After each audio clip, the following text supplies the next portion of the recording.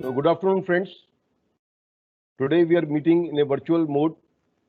We are starting a new topic on the new subject, principles of management. As you know, that earlier we used to meet in the virtual form and we used to have a eye-to-eye contact with the students. But because of this COVID-19 pandemic, we are using technology to have discussion with you on different topics of your syllabus. The topic that has been given to me is principles of management. The subject that has been given to me is principles of management. And in the coming classes, I'll be interacting with you to discuss the various issues of principles of management. So friends, the very first thing, let's come straight about the topic which you have to deal with, that what is management. As you know, in every sphere of life, whether it is your personal life, whether it is your organization, whether it is economic organization or non-economic organization. You talk of social organizations, you talk of schools, colleges, clubs, non-profitable organizations, or you talk of economic organization. In every sphere of life, management is required. The efficient, when I say management, I mean efficient management. Unless the management is efficient, your organization will not able to run smoothly. Even on a field, in a playground, all of us watch TV. All of us enjoy watching games, cricket on TV. When we see that what is the difference between a losing team and a winning team, most of the time we find that team which able to manage their affairs more efficiently as compared to the other team wins on a particular day. These days IPL is going on, and in this IPL you are seeing there is a neck to neck competition amongst the different teams they are playing. But the team which is able to coordinate in a better manner is the winner on that particular day. So what this management is? If I say management is a universal phenomenon, what it means is that in every sphere of life, management is required. We say management is essential in bringing together resources within an organization towards reaching objective in our organization. That is, whatever the resources you have in your organization, whether we talk of material resources or you talk of human resources, you require management. You require somebody which coordinates the activities of these different individuals who are working in the organization, and all the resources which you have at your disposal, how they can be bring together so that the common goal of the organization is being achieved. Whenever we talk of achieving a goal, means when we talk of an organization has always an objective. Not only economic organization, even non-economic organization. And if all the resources that are there at our disposal, if these resources, the efforts and the energies of these resources are channelized in one direction, obviously the goals that has been set for ourselves will be able to achieve more efficiently. So every individual or entity requires setting objectives, making plans, handling people, coordinating and controlling activities, achieving goals, and evaluating performance directed towards organization goals. This issue I'll be discussing in detail as our lecture will progress. So these activities relate to utilization of or uh, variable or resources, means whether utilization of resources from the environment, human, monetary, physical, and informational. So various authors have given various definitions of the management, but here I have taken three different important definitions that is being given by Peter Drucker, Harold Kuntz, we normally known as Kuntz O'Donnell, and Henry Fayol. I am taking only one definition that is given by Harold Kuntz. Management is the art of getting things done through and with people in a formally organized group. I'm changing this definition a little bit and I'm saying management is the art and science of getting things done through and with people in a formally organized group. Let me elaborate this definition. Each word of this definition is important to understand what the management is. If I say management is the art, now what is art? What an artist does. An art, and what artist does means that what it creates something creative on the basis of knowledge, on the basis of experience, on the basis of the creativity at her or his disposal. The artist creates something creative. Similarly, the in the management, managers also uses his experience, uses his knowledge, uses his expertise, and uses the basic knowledge of the management principles and techniques and wants to achieve the organizational goals more efficiently and effectively. So in this sense, management is art. I said management is a science and art. What is science? Science is a body of knowledge which has its cause-effect relationship, which has certain principles, which has certain rules, which has certain, set defined rules and regulations. When you say H2O, H2O means if you combine these different particles, this always becomes water. When you say hydrogen and oxygen, it always becomes water. Means it is an exact science. Can we say management is an exact science? I would say management is not an exact science. It is a science because had management not been science, then all business schools, the IIMs and the various business schools which you see around you and which are being where the getting admission, students of commerce or science or engineers, why for this admission in good management schools, had they had not been there, had the management not been science. Because in those management schools, you are being taught certain basic principles, certain basic techniques of management, means there is a body of knowledge which you learn there. So in this sense, management is a science. But as I said, management is not exact science because it has no cause-effect relationship, because it deals with human beings and predicting the human behavior is very, very difficult task. Friends, you are sitting here in this class, you are attending this class in a virtual mode, but I'm not aware where your mind is working. So you may be physically present there in your home attending class, but your mind may be elsewhere working. The point I'm trying to make is that human behavior is very difficult to predict. So that's why I say management is an inexact science.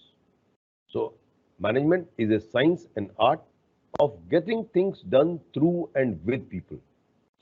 See, in this traditional definition of management, we used to say that management is art and science of getting things done through people. When you say getting things done through people, what it means is that you are treating human beings as a cog in the machine, as if you switch on the button, the machine will start working. You switch off the button, machine will stop working. But human behavior is not like that. Human beings, you cannot treat human beings like the machines. So we have modified this and we say the management is art and science of getting things done through and with people, not through people. The important line is through and with people. The moment you say through and with people, means a manager is like a team worker. You say the prime minister is first amongst equal. The captain is first amongst equal. The captain of a team. Because captain doesn't only direct, but he also works. He also plays on the field. And he see to it that the players plays with him. Similarly, manager, a good manager, I would say, not only direct, not only guide the people who are working under him, but he also works with them. The moment you say work with the people. It means you are working as a team person, and that will motivate the people who are working with you. So that's why we say management is an art and science of getting things done through and with people in a formalized, organized group.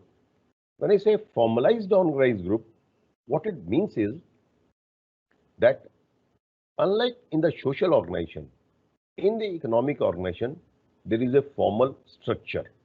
Means there are a set of people who are being given defined role, who are given defined responsibility, who are being given defined authority, who are being given defined responsibility. And that makes a formally organized group. Again, I'm saying formally organized group means where there are in a group where there are set rules and regulation under which they function. Otherwise, it will become just a herd, right? When you're going in a fair, when you're going in a mela, right? You see thousands of people going, some people going in one direction, the other people is going in the other direction, and there is no common goal, no common objective. But in the formally organized group, there is a common objective. So in this sense, that every organization, the function of the management is that the management works in a formally organized group. So this is the broad definition of management, friends, and it says that management is the art and science of getting things done through and with people in a formally organized group, right? So there are various other definitions, right? Like Henry Fayol says, to manage, to forecast and plan, to organize, to compound. To compound means increasing the efficiency of the organization, to coordinate and to control. So we'll discuss these things later part of our discussion. Basically, I'm restricting myself to Harold Kuhn's definition, and I said management is the art and science of getting things done through and with people. So what you notice here is the different definitions which you have seen here. All these definitions place an emphasis on the attainment of organizational goals through deployment of management process. When I say one thing which you are noticing here is there is a common goal, there is a common objective which management tries to achieve. So one of the important tasks of management is achieving goal, achieving a common purpose. And the process is planning, organizing, directing. These are called functions of management. I'll again come to this in today's discussion also. So management makes human efforts more fruitful, thus affecting enhancement and development. Now, very quickly, because there is a time constraint, friends, so I'll be just going through it, the various features of management. As we have already discussed, art as well as science, that is management is an art as well as science. It is an activity in the sense like any work in the organization, management is also an activity. The way the production takes place, the purchases takes place, the various functions of management takes place, the management itself is an activity. Management is a continuous process. It means it goes on and on. That every sphere of life means in every part of the organization, whether at the lower level, whether the middle level, whether at the higher level, management goes on and it is continuous process, right? Management achieving predetermined objective. It is an organized activity. These parts we have already discussed while discussing definition. Management is a factor of production, like the way you treat machines, the way you treat human beings, it is also a factor of production. Like we say land, labor, capital, right? These are the factor of production in economics, right? Similarly, we say management is also a factor of production. Management is a system, it is a discipline, it is a distinct entity, it aims at maximizing profit, it is a purposeful activity, means there is a clear purpose of management. The purpose is our goal. Management is a profession. Let me very briefly elaborate on management as a profession. When I say management as a profession, what is profession? Friends, we say doctors, engineers, lawyers, architects. What is common in this? The common in this is that each of these professions which I have talked about, they are being regulated by a body. Like doctors are being regulated by Medical Council of India. The lawyers are being regulated by Bar Council of India. It is the Bar Council of India, it is the Medical Council of India which decides the course curriculum. That to get a degree of a doctor, right, you must be MBBS. Or for getting an MBBS degree, there must be certain course curriculum which a student must passes. Right? Means it is a body of knowledge which that person must possess and must pass the exam of that, then only he will become or she will become a doctor. A lawyer has to pass LLB degree, right? She has to obtain the LLB degree, then only the person will become a lawyer. Means there is a course curriculum, there is a body of knowledge, there is a code of conduct. Each profession determines its own code of conduct. If you're a chartered accountant, the Institute of Chartered Accountant determines the code of conduct, means do's and do nots for a chartered accountant, right? So if you do not follow the code of conduct, the Institute of Chartered Accountant can debar you from practicing as a chartered accountant. So these are the features of a profession. If we analyze all these features in terms of management, can we say management is a profession? I would say partly we can say, not fully. Because Dhirubhai Ambani has not passed an MBA degree and he has been considered one of the most successful entrepreneur and manager of this country, right? That he has created an empire like Reliance Industries Limited, which is the largest private sector organization in this country. But he was not an MBA, right? So saying that management for profession, there must be a proper degree. The people who are at the top level, there are various people who are working as a manager, they don't possess MBA degree. Although these days, more and more managers who are coming to the profession, they have an MBA degree, but not necessarily that every manager has a professional degree. See, it required certain expertise, it required certain body of knowledge. No doubt, on this count, management is also a profession because for for being practicing as a manager, you must have set that knowledge of, you must have knowledge of management principles, you must have knowledge of skills of the manager, which the managers require, which the management requires. So on this count, I would say management is a profession. So strictly, I cannot say management is a profession, but it is fast moving towards the profession. When I'm saying it is fast moving towards the profession, because more and more people who are coming in this profession, right, who are becoming managers these days, especially the young managers, they do possess MBA degree, right? They do have this prerequisite knowledge. Although there are many bodies like management organizations which regulates management profession, but it is not necessary to act as a manager. You must be a member of that. Unlike in the medical profession, unlike in the lawyer profession, that you must be a member of the Medical Council of India, you must be a member of the Bar Council of India to act as a lawyer or a doctor. Here, it is there are professional bodies which regulates management profession, but it is not necessary to be the member of this organization. So in this count, I can say it is not an exact profession, but it has various features of profession. Why I have discussed this point separately and I elaborated this point because sometimes there can be a short question that is the management is a profession? Explain. So it can be short question and you can elaborate on this line. So we say management is a universal application. Universal application means applicable at all level, whether it is a foreman, whether it is the board of directors, whether it is the chairman of the company, right? At every level of management, the management is being used. The intensity of the management may differ.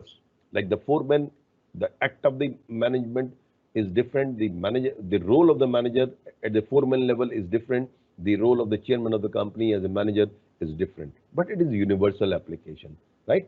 As I said in the beginning of this lecture, whether economic organization, non-economic organization, everywhere it is being used, right?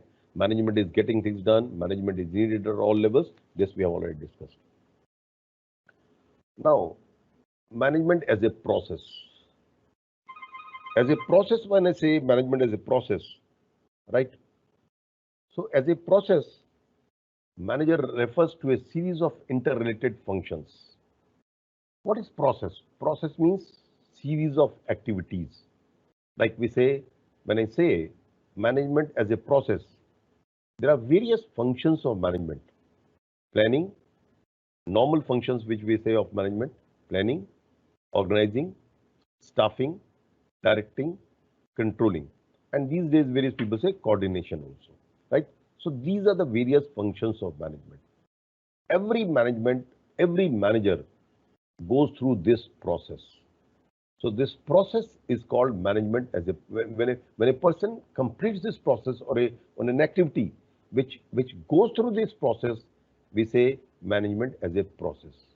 So it is a process by which management creates, operates, and directs purposive organization through systematic, coordinated, and cooperated human efforts. I'm saying it is a process by which management creates, it operates, it functions, and directs. Directs means that whatever we are doing in the organization, right? As a manager, you create something constructive and you pass through, you go through these various functions of the management. So we say you create the purposive organization through systematic, coordinated, and cooperated human efforts. So let me quote Terry. Management is a distinct process consisting of planning, organizing, actuating, actuating means directing here, and controlling, performed to determine and accomplish stated objective by use of human beings and other resources. So what you're noticing here is that accomplishment of objective, use of resources, human as well as material resources, this we have already discussed.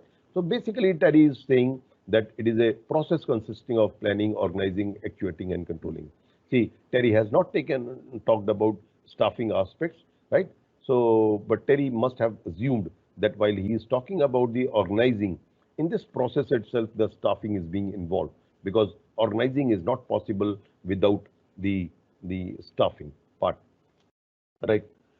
Uh, so when I say management is a process, I'm not discussing it. Management is a social process. Management is an integrated process. Management is a continuous process, right? So management is an activity. Let me discuss because in your syllabus, it says that management is a process. When I say management is a process, let me explain this because these are called the functions of management, planning, organizing. Let me briefly talk about these functions of management first. What is planning? When you talk of planning, planning is thinking in advance. That whenever we say management as a process, the very first step involved is the planning. What planning means? Your objectives cannot be achieved unless you determine your short-term goals, your long-term goals. In every organization, again I'm saying with an economic organization or non-economic organization. When I say non-economic organization means schools, colleges, trusts, charitable institutions, there is a purpose. And to achieve that goal, we say it's a purposeful organization. Purposeful organization means there are certain set goals which we want to achieve, right? Even on a playground, we have a set goal, right? In the schools, we have a goal and we have number of goals, right? So similarly, in the economic organization also, there are certain goals which we want to achieve. We will not be able to achieve these goals unless we have clear plans of it. What is planning? Planning is basically, as a layman, I would say forecasting. Planning involves forecasting. And it is determining in advance what is to be done, how it is to be done, who will do it, when it will be done, and so on and so forth. Means at the planning stage itself, you decide that what goals you want to achieve. Like you may determine your 5-year goal, you may determine your 10-year goal, you may determine your 1-year goal, you may determine your 1-month goals. We say short-term goals and the long-term goals, right? So at planning stage, you decide that what are your goals, what are your objectives, and not only you determine the goals, you also determine how it is to be achieved. what will be the process, what is will to achieve that goal post, what is the path that you have to adhere to, right? And not only you determine what is the path, you also determine the schedule, right? Suppose you are making plans for a year. So you make monthly plans that how much production, say the production department. Example, let me take the production department. Production department will decide that what will be the production of each month, what will be the production of each quarter, what will be the production of 6 months and 1 year, what will be the production each day, right? So you plan, you schedule it. So this is what planning is. All these functions we will discuss in detail, right? The other important is that management is basically organizing. When I say management is organizing, what is organizing? That organizing means, I would say, it is the weaving the network.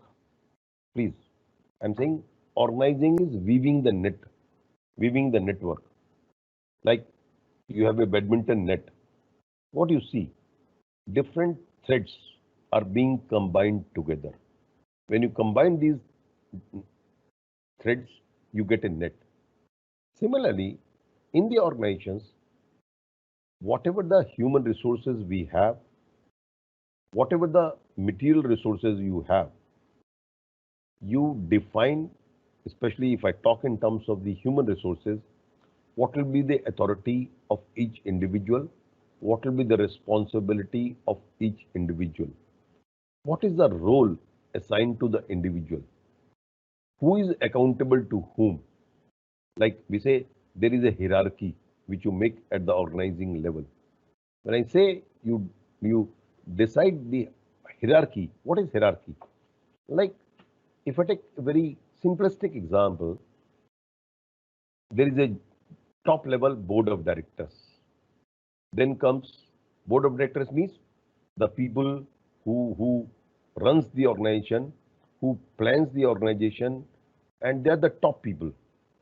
Under them works the general manager of the organization. Then from under the general manager, there are various managers.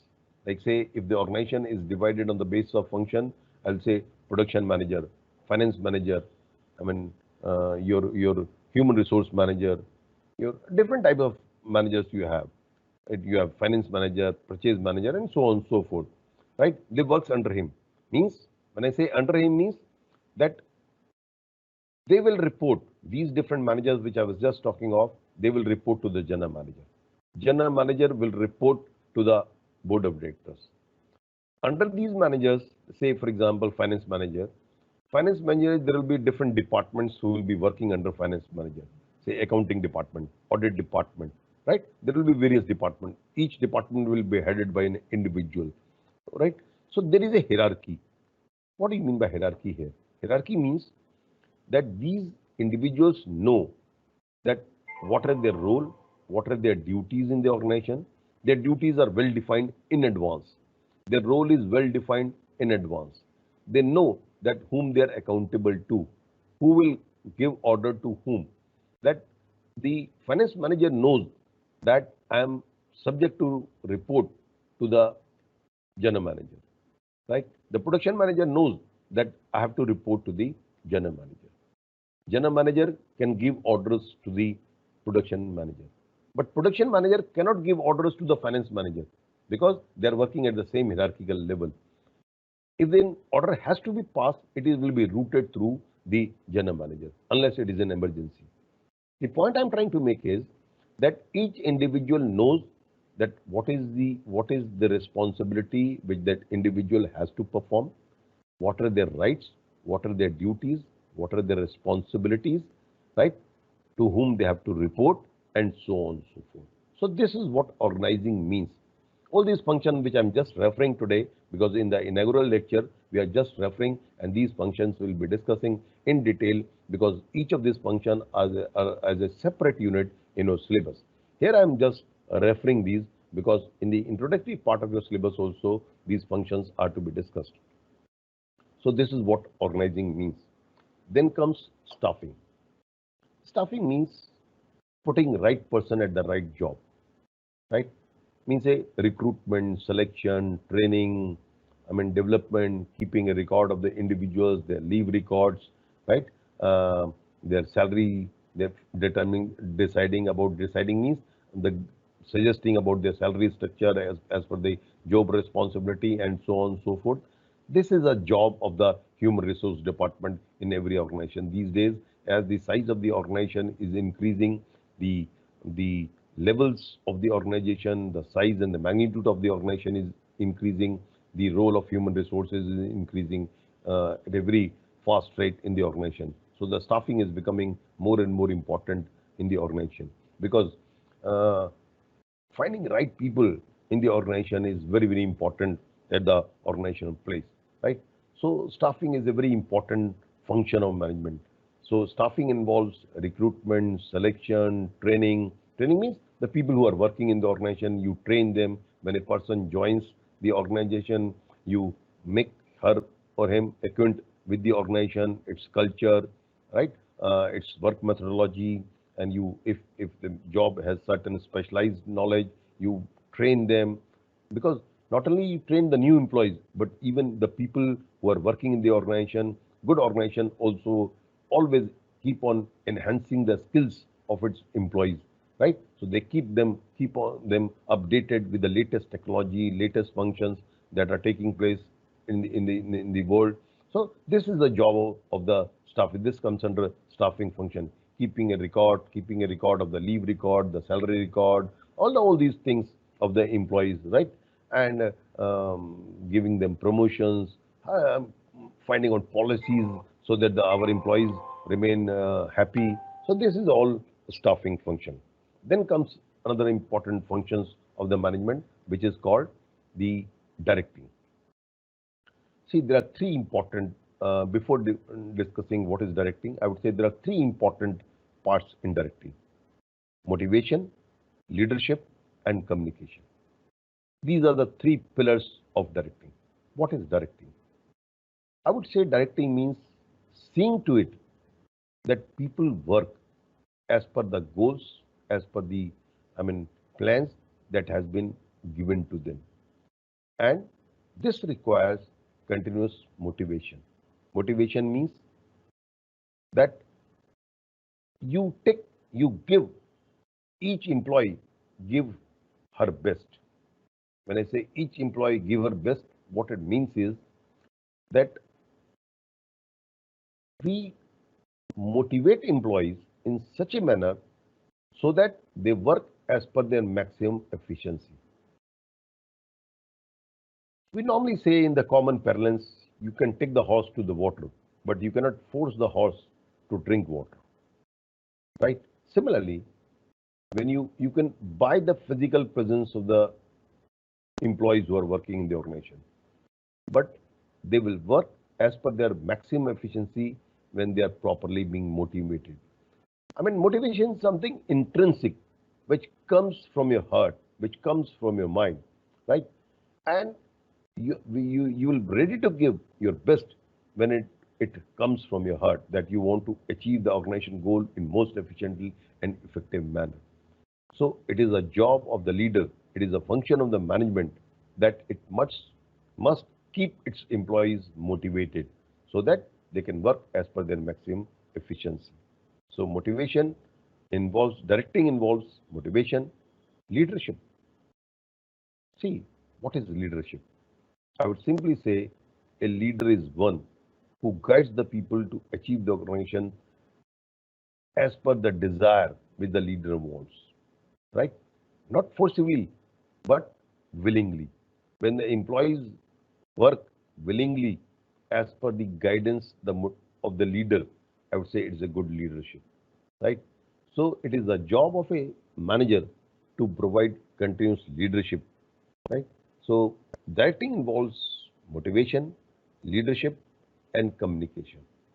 Communication doesn't mean only the oral communication. It may be oral communication, it may be written communication, because most of the problems that arises in the organization that arises because of the communication gap.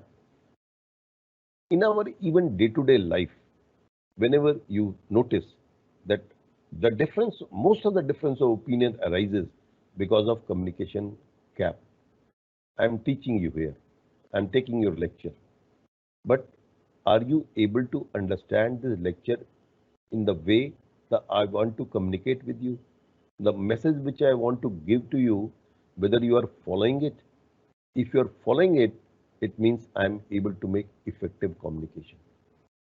If what I'm saying you're not able to understand, it means there is a communication gap. And when there is a communication gap, the organization goals will be difficult to achieve, right? So I would say the good leader is one who is able to communicate with the people. When I say communicate with the people, not only the people who are working in the organization, but even outside the world, your customers, your government, various agencies, the whole of the environment. And communication is very important aspect of directing. So this directing involves motivation, leadership, and communication. And lastly, controlling. So I have talked about planning, I have talked about organizing, I have talked about staffing, I have talked about directing, and now I am talking about controlling. What does controlling means? I would simply define controlling as seeing to it that whether we are able to achieve the plans, the goals which we have determined for ourselves or not. If not, why not? That is what controlling is. Because, see, making plans itself is not enough unless you see that these plans, these people who are working in the organization, they are working as per the plans and you're able to achieve that plan. You're able to achieve that goal. When I say controlling, it doesn't mean that seeing to it that the plans are being achieved, the goals are being achieved after a period of time, because then it will be too late. Suppose a production manager plans for 12 lakh units in a year, and after the year he see or she's that whether we are able to produce 12 lakh units or not, it will be too late, right? The manager will not able to take corrective action. What the management manager requires is that every month it takes the feedback, it takes into account, it see to it that whether 12 lakh per year means 1 lakh units per month, if I'm presuming that the production is spread uniformly throughout the year, right? So whether we are able to achieve this 1 lakh unit of uh, production which we have set for ourselves or not. If not, analyze the reasons that why the production has not taken place. You outrightly cannot blame your production department, your employees who are working, who are at the production department, because the fault may lies with the purchase department. They might not have purchased the right quality of material. The fault may lies with the maintenance department. They might not have maintained the machine properly, and because of the frequent breakdown of machines, the time is being wasted. What it means is that you have to analyze the reason if there is a failure. Failure means we are not able to achieve the goal. And if we are able to achieve the goal more than the what the goal is, though you must reward the people who are involved with it. So controlling involves seeing to it that the goals that has been determined, they are being achieved as per the plans or not. Right? So friends, this is broad functions of management: planning, organizing, staffing, directing, and controlling. Each function of management in itself is complex and is in a process in itself. These functions are interrelated and interdependent as one function leads to another. No, we say planning, organizing, staffing. I mean, there is no exact sequence of this because all these functions are interrelated and interdependent. Controlling is not possible without planning. Planning is of no use unless there is a effective controlling. Organization, organizing is not possible unless the staffing department recruit right type of people in the organization, right? So all these functions which we have just talked about, they are interrelated and interdependent. In a typical hierarchical organization, between them do not exist a practical world, as all these functions takes place simultaneously and it is in pervasive level. Pervasive means it takes place at all levels of management, right? So the levels of management, I have already told you, the top level management, the middle level management, and the lower level management. When I say top level management, I would say the board of directors, general managers, these are called top level management. When I talk of the mid level management, we say the different departmental heads, right? Like say, I said in my lecture, production manager, finance manager, stores manager, right? Human resource manager. These are called mid-level management. They are the link between the top management and the lower level management. The top management basically involved in policy making, plans, right? I mean, they determine the objective of the organization. They determine the very existence of the organization. The mid-level organization are more involved with the setting the guidelines for the lower level management, right? They are more involved in the seeing to it that the plans are being achieved. And the lower level management is actually involved in execution work, like foremans. I mean, the under the say finance manager, I said there is a accounts department, there is a audit department, there are various other departments. The managers, they are working, they're actually involved in performing the duties. So these are the various levels of management which happens in every organization, and it all depends on the organization size. What will be the levels of management? Like if you see in a very small organization, in a small scale industry, in a tiny industry, you see one person himself is a production manager, he himself is a finance manager, he himself is a stores manager, right? So there is no hierarchy as such. A few people work, so there is not much hierarchy. But as the size of the organization increases, goes up higher and higher, right? Means increases the size, become larger and larger. The we require more and more levels of organization. So friends, because I'm not starting the new subtopic within this, so because of the time constraints, I'm stopping here. And thank you very much for your patience hearing. I'm sure this lecture will help you in understanding about the introductory aspect about the money.